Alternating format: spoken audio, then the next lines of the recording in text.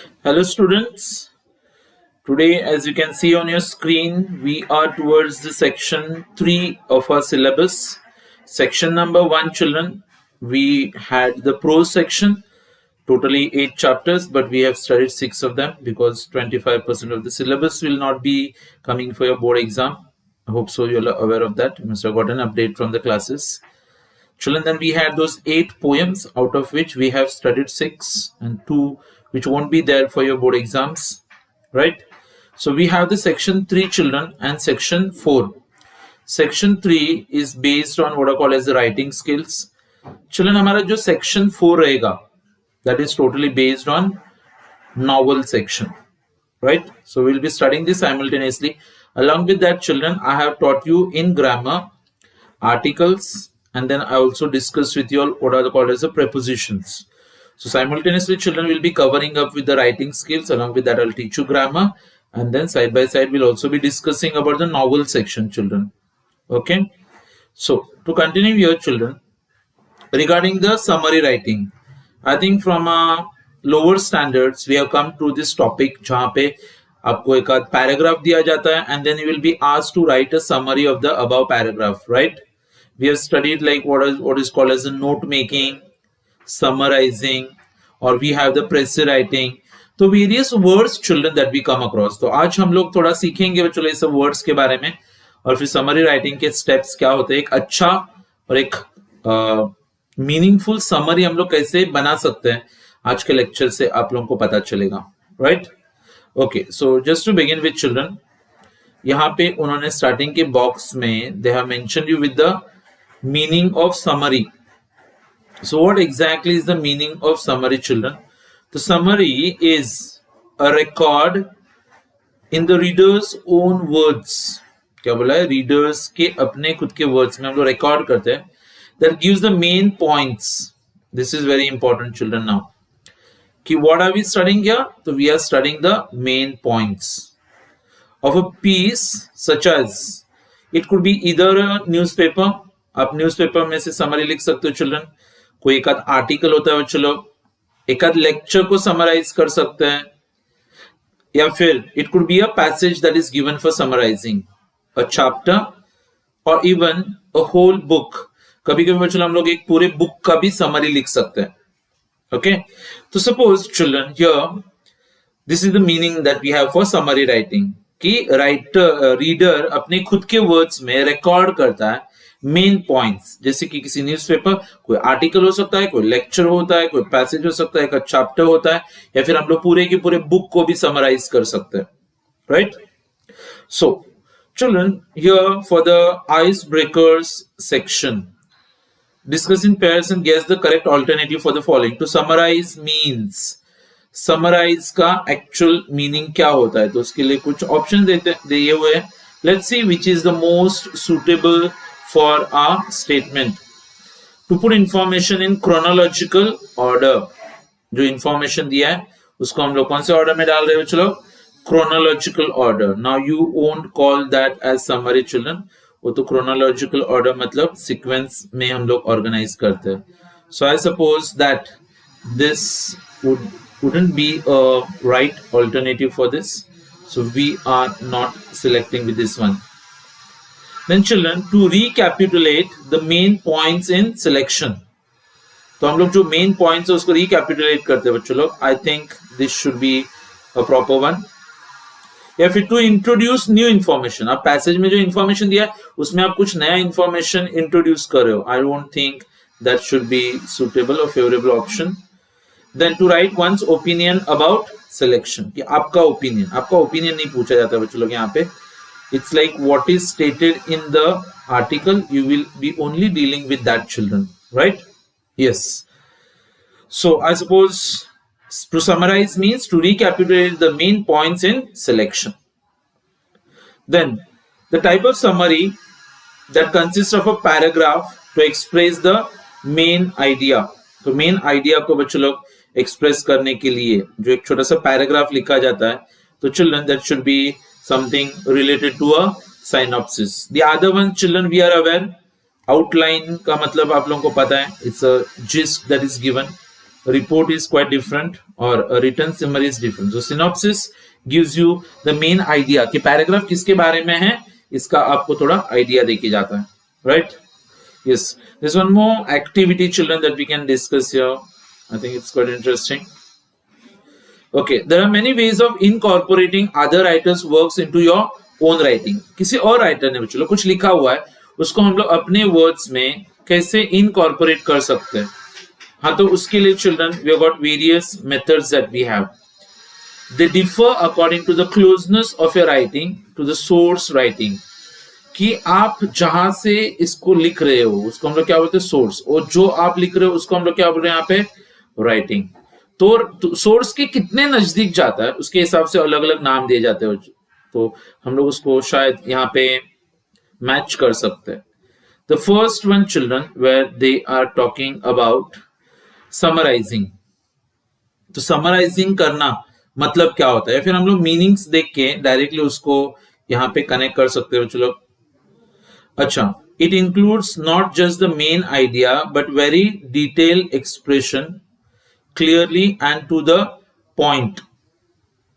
मतलब हर एक पॉइंट को हम लोग इंक्लूड करेंगे यहाँ पे. That should be something children that is related to gist writing. क्या होता है वो, जिस्ट राइटिंग करके बोल सकते हो उसको हम लोग. अच्छा, then the second one, it includes the selection of a proper lines from the given text for correction, condensation and organization. That should be children something what is known as editing. क्या बोलते हैं उसको हम लोग, editing करके बोलते हैं उसको हम लोग. अच्छा, then it includes the most essential part और the crux of the matter. क्या बोले देखो, it includes the most essential part और the crux of the matter. अच्छा, I suppose that comes somewhere close to precis writing. अच्छा, या फिर summarising. अच्छा, that should be something closely related to summarising children. तो let's include the point here children. अच्छा, अगला वाला क्या देखते हैं हम लोग. It includes taking broader segment of the source and condensing it slightly so that it should be pressy writing. तो हम लोग pressy writing मतलब जो दिया रहता है उसका almost 1/3 बना के लिखते हैं ना. Yes. अच्छा, फिर क्या दिया है, it includes main ideas into one's own words. खुद के words में लिखना, तो उसको हम लोग paraphrasing करके बोलते हैं. चलो, तो ये हो गया अपना paraphrasing. And lastly children, it must be identical to the original and match the document word by word. तो किसी ने जो बोला है उसको जब हम लोग वर्ड टू वर्ड मैच करते हैं तो उसके लिए हमारे पास और एक वर्ड होता है children, and that's something related to quoting, right. हाँ, so these are the various types of incorporating. किसी दूसरे के काम को अपने वर्ड्स में इनकॉर्पोरेट करते वक्त उसका काम और अपने राइटिंग में कितना गैप आता है, चलो उसको ध्यान में रखते हुए ये अलग अलग वर्ड्स आते हैं. समराइजिंग होता है, पैराफ्रेजिंग होता है, प्रेसी राइटिंग होता है, चलो कोट करना होता है, एडिटिंग करते हैं, फिर हम लोग जिस्ट राइटिंग करते हैं यहाँ पे, राइट. अच्छा, so that was the ice breakers section children. Now we will move across children what exactly is the summary writing. Very nicely children, they have quoted some things here which will be very informative to us. Acha, to begin with, brevity is the soul of wit. Kya bola? Brevity is the soul of wit. What does that mean children? Brevity means putting it in short. So एक जैसे कुछ proverbs होते हैं बच्चों, वैसे this is one of the countless maxims coined that is invented by William Shakespeare. तो बच्चों लोग एक कहावत होती है, एक प्रोवर्ब आता है जहां पे विलियम शेक्सपियर ने क्या बोला हुआ है, that brevity is the soul of wit. What have they said? That brevity is the soul of wit. Brevity means children यहाँ पे putting something in short. So those people who are very witty or very intelligent or very genius, so they know how to put certain things children in shortest way possible. तो किसी भी चीज को बच्चों लोग एकदम शॉर्ट फॉर्म में कैसे यहाँ पे प्रेजेंट करना होता है उसको हम लोग ब्रेविटी करके बोलते हैं. अच्छा, और ये बात किसने बोली है? This is said by William Shakespeare. So it is relevant to speaking as well as writing. कभी कभी बात करते वक्त भी हम लोग ऐसे बहुत लंबा करके बताते हैं, फिर लिखने का रहता है तो we keep on extending. No, we need to be concise. So brevity के साथ चलो मैच करने वाला और एक वर्ड दिखेगा आपको, and that word has got something. Either children we call it as brevity और we also call it as concision. Concision children है फिर कॉन्साइज. कॉन्साइज मतलब पुटिंग इन शॉर्ट. अच्छा, तो what does it children, actually सबका मतलब क्या होता है कि पैराग्राफ में जितने भी अननेसेसरी वर्ड्स हैं, we are going to cut out those words. Paragraph पढ़ते वक्त आपको लगता है ना कि लाइक इसके बिना भी काम चल सकता है, इसको अगर हम लोग हटा देंगे पैराग्राफ में से तो भी इसका मीनिंग क्लियर होने वाला ही है. हाँ, तो ऐसे वर्ड्स को हम लोग जो कट आउट करते हुए चलो उसको ब्रेविटी या फिर कॉन्सिजन बोला जाता है. To convey any particular idea. It aims to enhance communication by eliminating redundancy. redundant का मतलब क्या होता है बच्चों लोग? unnecessary. जो चीज जरूरी नहीं है उसके बिना भी काम चल सकता है, ऐसे वर्ड्स को जब हटाते हैं तो उसको redundant करके बोलते हैं हम लोग. हाँ, but very important children कि like while you are doing this we should not be omitting out important information. ध्यान रखना है कि like जरूरी information आप omit मत करना. So summary writing is one of its kind that has been described as one of the elementary principles of writing. तो बच्चों राइटिंग में समरी राइटिंग को एक बहुत इंपॉर्टेंट पार्ट दिया जाता है, इसलिए हम लोगों को बचपन से लोअर स्टैंडर्ड से समरी राइटिंग सिखाया जाता है. To speak what is required and to write what is necessary is requisite towards the development of language skills. मतलब क्या? जिस बात की जरूरत है वही बोलो और जो बात बहुत जरूरी है वही लिखो. बाकी सब चीजों के लिए यहाँ पे कोई जगह नहीं होती. और ये लैंग्वेज डेवलपमेंट स्किल्स का बोलते ना कि like it's a prerequisite, उसके बिना आप लैंग्वेज नहीं सीख पाओगे. So it is important to be brief in written expression. तो जब भी आप कुछ लिखते हो, मतलब लिख के कुछ बातें एक्सप्रेस करते हो, तो children you need to be मतलब follow that brevity and you need to be concise.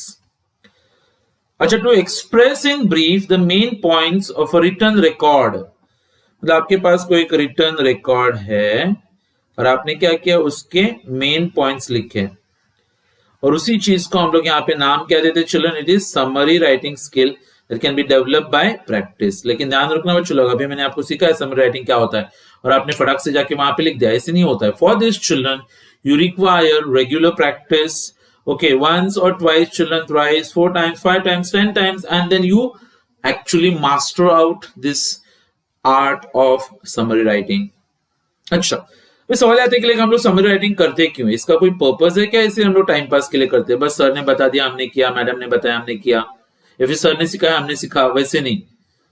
अच्छा, the purpose of summary, summary का जो पर्पस होता है is to give the reader clear objective picture of the original text. मतलब clearly बताओ. मतलब बहुत सारी चीजें बच्चों लोग कैसे हैं, see, I can be telling you there are 10 thousands of people who are dying of hunger, people don't have housing, people are unemployed, अच्छा, people are facing the problem of malnutrition. ये सब चीजों को मैं एक छोटे से वर्ड से भी बोल सकता हूँ बच्चों लोग, that India is a poor country. If I say this, all other things are assumed to be there, children.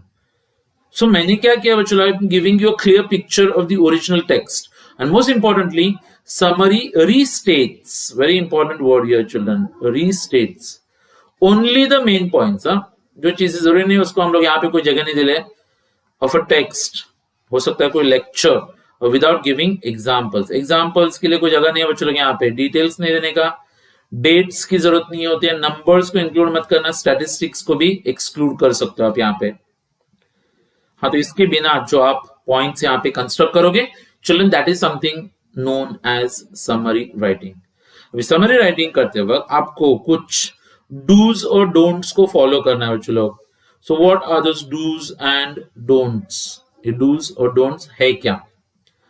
So children, dos and don'ts में द फर्स्ट वन, डूज में read and reread the passage. मैं तो बोलता हूं बच्चों लोग, read read read and read until you understand the passage. पढ़ते जाओ पढ़ते जाओ पढ़ते जाओ, जब तक समझ में नहीं आएगा बच्चों लोग तब तक आपको पैसेजेस पढ़ना पड़ेगा. अच्छा, इतनी बार रीड करोगे तो automatically children we can say that you have understood the passage. So so suppose if example के लिए सबसे पहला अपना स्टेप क्या रहेगा, that we people are going to read out the passage. अच्छा, तो सपोज इफ एग्जांपल जैसे ही आप ये सब पढ़ोगे तो सवाल ये आता है बच्चों लोग कि आपके दिमाग में कितना घुसा है वो आपको समझना पड़ेगा। अच्छा, देन रीड द इंस्ट्रक्शंस, मतलब समरी लिखने के लिए जो इंस्ट्रक्शंस दिए हैं वो इंस्ट्रक्शंस आप अच्छे से पढ़ोगे। अच्छा, find exactly what you need to summarize, आपको एग्जैक्टली क्या समराइज करना है बच्चों लोग, वो चीज भी आपको पता होनी चाहिए।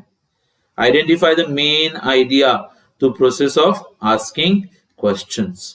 बच्चों जो भी पैराग्राफ लिखा गया, ये क्यों लिखा गया, ये किसने लिखा है, इसका पर्पस क्या है, इसका कंक्लूजन क्या होता है। चलो ऐसे बहुत सारे क्वेश्चंस पूछोगे ना तो आपको मेन आइडिया पता चलेगा कि like what this passage is all about. अच्छा, then children very importantly you want to form short sentences of your own. अच्छा, लिंकर्स यूज करके, ओके, कंजंक्शंस यूज करके, डिस्कोर्स मार्कर्स यूज करके बच्चों लोग आप सेंटेंसेस को क्या करोगे, कनेक्ट करोगे। जैसे कि 2-3 सेंटेंसेस है, आप उसको फाइनली कंबाइन कर सकते हो बच्चों अच्छे कंजंक्शंस यूज करके। देन जो वर्ड्स रिडंडेंट है, अभी भी मैंने आपको बताया था, रिडंडेंट मतलब बच्चों वो वर्ड जिसकी हम लोगों को जरूरत नहीं है, उसके बिना भी काम चल सकता है, उसके बिना भी मीनिंग कंप्लीट होता है। तो सेंटेंसेस में से वो वर्ड्स को आप क्या करोगे, हटा दोगे। ओमिट डिटेल्स, जैसे कि अभी आया था ना बच्चों क्या, नंबर्स, डेट्स, स्टैटिस्टिकल डेटा, ये सब चीजों को आप ओमिट करोगे, don't include them children. And very very very important children, interpretation नहीं देना, उसको हम लोग पैराफ्रेजिंग करके बोलते हैं। आपको क्या लगता है वो मत लिखो, you not your interpretation children, what is told in the paragraph that has to be noted down your children. Then ये जैसे डूज थे बच्चों लोग, तो यहाँ पे कुछ डोंट्स भी दिए हुए हैं। व्हाट आर द डोंट्स, मतलब कौन कौन सी चीजों को आप यहाँ पे मतलब क्या नहीं करोगे, क्या क्या इंक्लूड करना है, क्या क्या एक्सक्लूड करना है। अच्छा, क्या ऐड करने का है, कौन सा कमेंट करने का बच्चों लोग। Give examples. As an example let us take an article for summary. तो चलो बच्चों लोग अभी हम लोग एक आर्टिकल को यहाँ पे समराइज करके देखने वाले हैं। ओके, आर्टिकल पढ़ते पढ़ते बच्चों लोग मैं आपको उसका मीनिंग बताता हूं, तो आपको एंड तक पता चलेगा कि इस आर्टिकल को हम लोग किस तरीके से समराइज कर सकते हैं, और इसके जरिए बच्चों लोग आपको भी थोड़ा सा कुछ इंफॉर्मेशन मिलेगा एक नए टॉपिक के बारे में। टॉपिक क्या है मैं अभी नहीं बता रहा हूं आपको, but let's see. Learning disable, चलो अभी एक नया वर्ड आप यहाँ पे सीख रहे हो बच्चों लोग, LD। जैसे बच्चों फिजिकली हैंडीकैप लोग होते हैं तो उनको हम लोग कैसे हैंडीकैप करके नहीं बोलते, we call them as special people, और we can also call them as physically challenge people. और डिफरेंटली एबल्ड, पहले उनको हम लोग क्या अपंग बोलते थे, अभी उनको क्या दिव्यांग करके बोला जाता है। Divya is like for example के लिए गॉड गिफ्टेड। अभी learning disable children, it's something related to, it's a kind of inability to study properly. लेकिन फिर लर्निंग डिसेबल एक अम्ब्रेला टर्म है। What is umbrella term children, कि उसके अंदर बहुत सारे टाइप्स आएंगे for a wide variety of learning problem. So पढ़ाई करते हुए चलो जो बहुत सारे प्रॉब्लम हम लोग फेस कर सकते हैं उसको हम लोग डिटेल में सीखने वाले हैं, लेकिन कॉमनली उसको क्या बोला जाता है, लर्न। अभी हैंडीकैप मतलब बच्चों लोग क्या हो, इट कुड बी लाइक डफ भी होता है, डम भी होता है, या फिर एग्जांपल लाइक ऑर्थोपेडिक्स का भी प्रॉब्लम होता है बच्चों लोग, जहाँ पे पोलियो वगैरह, तो ये सब लोगों को हम लोग क्या बोलते हैं, हैंडीकैप। तो it's umbrella word. When I से लाइक लर्निंग डिसेबल, तो मुझे ये पता नहीं होता बच्चों लोग कि उसको रीडिंग का प्रॉब्लम है, वो कॉन्सेंट्रेट नहीं कर पा रहा है। अच्छा, वो फॉर एग्जाम्पल जो सुनता है उसका ब्रेन उसको प्रोसेस नहीं कर पा रहा है, ऐसे बहुत से प्रॉब्लम्स हो सकते हैं। तो सबको मिला के एक वर्ड है हमारे पास, that is LD। So children with learning disorder might be labelled as slow learners. ऐसे बच्चों को हम लोग क्या बुलाते हैं, they are called as slow learners, but they are as smart as everyone else. लेकिन हम सब लोगों को पता है कि वो उतने ही स्मार्ट होते हैं जितने कि हम लोग होते हैं।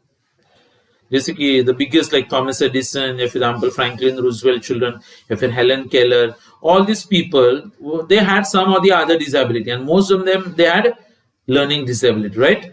But you know they are the greatest achievers of mankind children. तो वो बाकी लोगों के जितने ही स्मार्ट होते हैं, बट किस चीज की जरूरत है बच्चों लोग, they need to be taught in a proper environment which is conducive to their learning speed and level. जैसे बच्चों लोग हम सब लोगों को पता है कि हम लोग यहाँ पे अलग अलग, जैसे अपना लर्निंग सिस्टम जो है बच्चों लोग, या फिर अपना पढ़ाई का जो मेथड्स होते हैं वो सब में कैसे है कि सब लोगों को हम लोग बिठाते हैं और फिर बोलते हैं चलो मैथ्स पढ़ो। ये तो ऐसे हो गया चलो जैसे कि हम लोग 10 पेशेंट्स को ले रहे हैं, उनको एक रूम में बिठा रहे हैं, उनको पूछा तेरे को क्या हुआ है, टाइफाइड, तेरे को क्या हुआ मलेरिया, तेरे को क्या हुआ है, ओके फॉर एग्जाम्पल फीवर, और फिर हम लोग बोलते ठीक है ये टैबलेट है, ये सब लोग खा लेना ठीक हो जाओगे। तो वैसे होता है बच्चों, जब एक क्लासरूम में हम लोग 50 बच्चों को बिठाते हैं और सब लोगों को एक ही चीज सिखाते रहते हैं, तो हर एक का स्पीड लेवल अलग होता है, हर एक का कॉम्प्रहेंशन लेवल रहता है, लेकिन हम लोग चाहते हैं कि सब लोग उसी तरीके से परफॉर्म करें ना। हाँ, तो दैट्स नॉट पॉसिबल। सो यहाँ पे हर एक बच्चे का लर्निंग का स्पीड अलग होता है, उनका लर्निंग का लेवल अलग होता है बच्चों, तो उनको मैच करने वाले स्पीड से, उनको मैच करने वाले लेवल से अच्छा फेवरेबल तरीके से अगर आप उनको पढ़ाओगे तो फिर हर एक बच्चा उतना ही स्मार्ट होता है जितने नॉर्मल बच्चे होते हैं। So observations of a child over a period of time by parents, मतलब बहुत सालों से जब पेरेंट्स बच्चों को ऑब्जर्व करते हैं at home and teachers in school can provide valuable information about the way a child is able to learn. तो बच्चों घर पे पेरेंट्स, ओके, और उसके अलावा स्कूल में कौन, टीचर्स, ओके, ये सब लोग हम लोग को बहुत सारा इंफॉर्मेशन दे सकते हैं किसके बारे में, बच्चे के बारे में, ओके, वो किस तरीके से सीख सकता है, okay, and they all function in all the ways that he should be able to at his age and his level. तो एक्सपीरियंस से हम लोग सीख सकते हैं बच्चों ये सब चीजें। हाँ, बट देयर में be certain apparent problems while reading. आप सब लोगों को पता है बच्चों, लोग कुछ लोगों को पढ़ने में प्रॉब्लम होता है, कुछ लोगों को लिखने में प्रॉब्लम होता है। Some people have a problem while listening, some people they stammer while speaking, कुछ लोगों को बच्चों रीजनिंग करने को नहीं आता है, अच्छा, और कुछ लोगों का सबसे बड़ा दुश्मन होता है बच्चों मैथ्स, राइट। बचपन से हम लोग को बताया जाता है मैथ्स डिफिकल्ट है, मैथ्स पर हम लोग को पता नहीं था डिफिकल्ट था, बस ये पेरेंट्स हम लोग को बता देते, फिर जिंदगी भर हम लोग यही सोचते कि लाइक मैथ्स डिफिकल्ट होता है। अच्छा बच्चों लोग, ये जितने भी प्रॉब्लम्स होते हैं ये ऐसे देख के पता नहीं चलते, they can be identified with proper investigation. But it is important to, in order to clarify specific learning disorders and also rule out any other issue of affecting students' educational progress. लेकिन बच्चों में problems को identify करना बच्चों को बहुत जरूरी होता है, ताकि उन प्रॉब्लम्स के लिए हम लोग कुछ सोल्यूशन ढूंढ के उनको गाइड कर सके अपने आगे के करियर में। अच्छा, भी बहुत सारे डिसऑर्डर्स होते हैं चिल्ड्रन, जैसे कि सबका मीनिंग बताऊंगा मैं आपको। एक होता है dyslexia, then we have got dysgraphia, children we also have got dyscalculia, okay, and it's like specific reading disability होता है बच्चों लोग। कुछ लोग साउंड को प्रोसेस नहीं कर पाते तो उसको ऑडिटरी प्रोसेसिंग डिसऑर्डर बोलते हैं, या फिर एग्जांपल की like that's also sometimes referred to as central auditory processing disorder. It affects the sound that travels unimpeded through the ear, मतलब आपके कान में से अंदर आवाज आता है लेकिन फिर वो आपका ब्रेन उसको प्रोसेस नहीं कर पाता है, सो प्रोसेस्ड और इंटरप्रेटेड बाय द ब्रेन। अच्छा, जिनको भी चलो ऑडिटरी प्रोसेसिंग डिसऑर्डर होता है, they can not recognize subtle difference between sounds and words. तो कुछ साउंड्स होते हैं चलो, कुछ वर्ड्स होते हैं, they will not be able to differentiate between them. अच्छा, अब ये जो अलग अलग वर्ड्स है बच्चों, ये सबका मीनिंग देखो जरा। डिसकैलकुलेरिया, ये क्या होता है बच्चों कि आप नंबर्स को नहीं समझ पाओगे और आपको क्या पढ़ने में प्रॉब्लम आएगा बच्चों, मैथ्स के साइंस और सिंबल्स। डिसग्राफिया का मतलब क्या होता है बच्चों, चिल्ड्रन इट्स लाइक हैंडराइटिंग का प्रॉब्लम होता है, okay, fine motor skills. Motor skills like for example अपने नर्वस सिस्टम के जो न्यूरॉन्स होते हैं बच्चों लोग, रिफ्लेक्स सिस्टम। डिसलेक्सिया तो आपने तारे जमीन पर में देखा हुआ है, मतलब आपका रीडिंग, ओके, या फिर लैंग्वेज बेस्ड प्रोसेसिंग स्किल्स नहीं होते हैं। आपको पता है बच्चों, जब आप वो ईशान को बोलते हैं कि लाइक सी लिखो, तो वो सी कैसे लिखता है बच्चों लोग, ऐसे। आप उसको बोलोगे डी लिखो, तो ये क्या होता है, डी। अच्छा, suppose for example, if you tell him to write God, अच्छा, then he might end up writing what, dog। तो वो लोग उसको डिफरेंशिएट नहीं कर पाते। आप उसको बोलोगे ठीक है, for example, children this is M, हाँ, तो he might end up writing like this also, right। जब आप उसको नॉर्मल बी बताते हो बच्चों लोग, हाँ, तो उसका बी थोड़ा अलग हो सकता है, सब डांसिंग लेटर्स दिखाई देते हैं ना, उसको डिसलेक्सिया बोलते हैं हम लोग।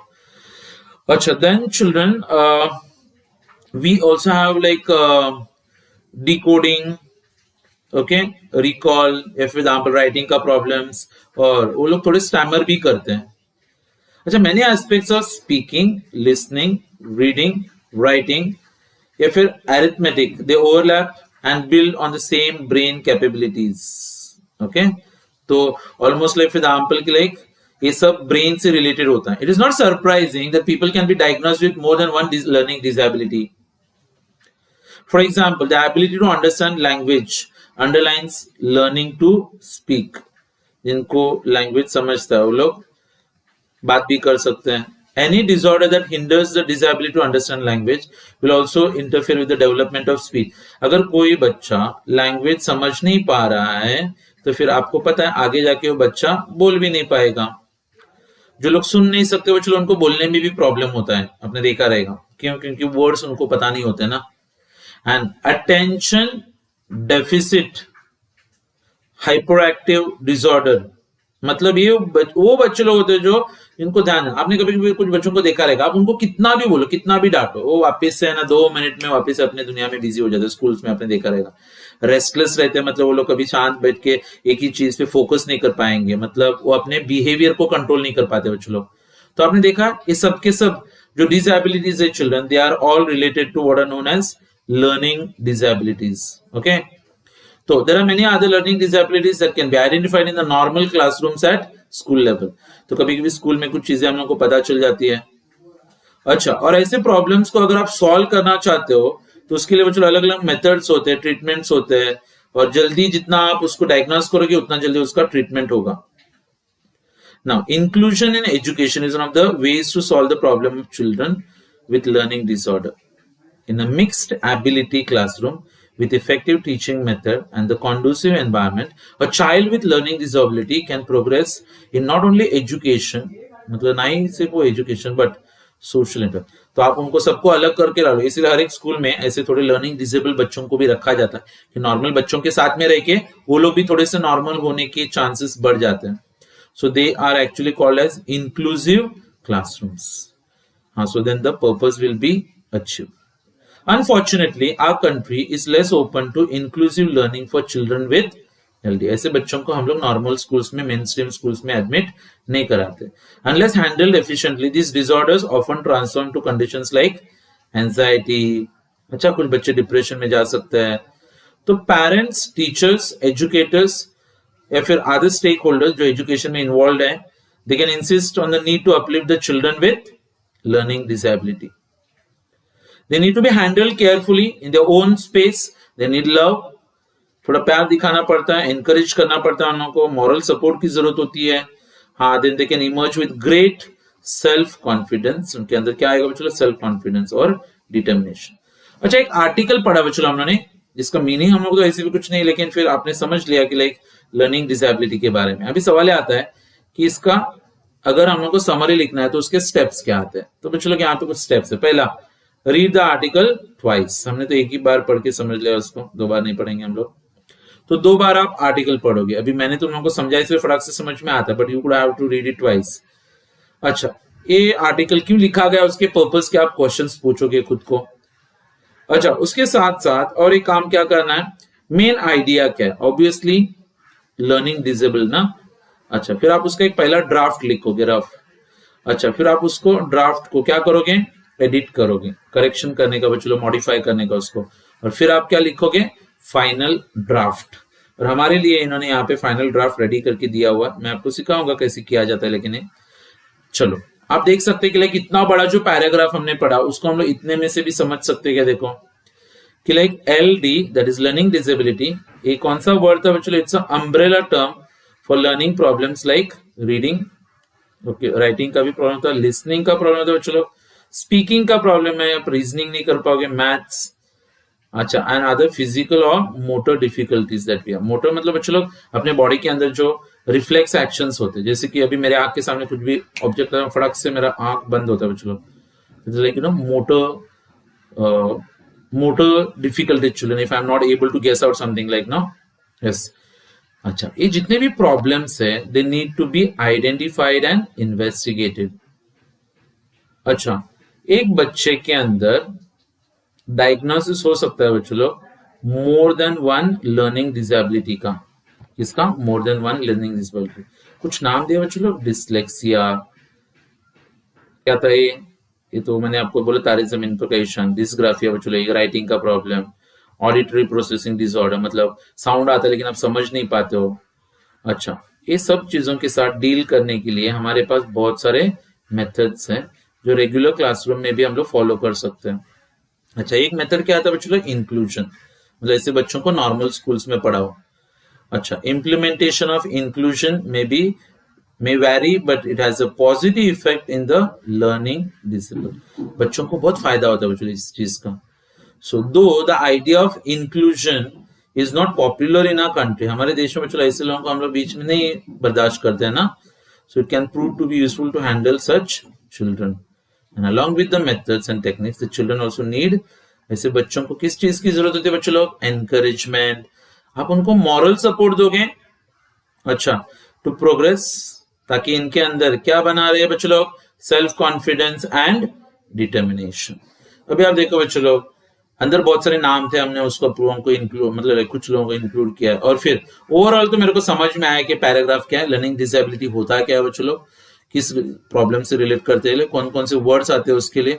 अच्छा, इसके लिए हमारे पास एक ही मेथड होता है इंक्लूजन। अच्छा, इंक्लूजन एक बहुत अच्छा मेथड है बच्चों लोग लर्निंग डिसेबल के लिए। हाँ, लेकिन हमारे देश में वो ज्यादा पॉपुलर नहीं है। हाँ, लेकिन ऐसे बच्चों को अगर हम लोग थोड़ा सा प्यार से हैंडल करें, अच्छा, और कुछ टेक्निक्स अगर हम लोग अप्लाई करके ऐसे बच्चों को एनकरेज करेंगे प्रोग्रेस करने के लिए, तो ये बच्चे लोग बहुत सारा कॉन्फिडेंस और डिटर्मिनेशन लेके अपने लाइफ में बहुत आगे जा सकते हैं। ओके बच्चों लोग, this is summary writing, right? So children, I just give you a overview of what exactly is the meaning of summary writing. और भी कुछ एग्जाम्पल्स जब मैं आपको सॉल्व करा के दिखाऊंगा तो आपको पता चलेगा कि समरी राइटिंग एग्जैक्टली हम लोग कैसे कर सकते हैं, ताकि आपको एग्जाम में अगर उन्होंने एक पैराग्राफ दिया और बोला कि इसको समराइज करो, तो आप बहुत आसानी से बच्चों लोग समराइज कर सकते हो। It's very simple and I will teach you how to summarize children. So that's all for today with the first chapter or the first section from the third unit that we are studying children, that is writing skills, that is related to summary writing. So thank you everyone children, see you in the next lecture. Till then, bye everyone.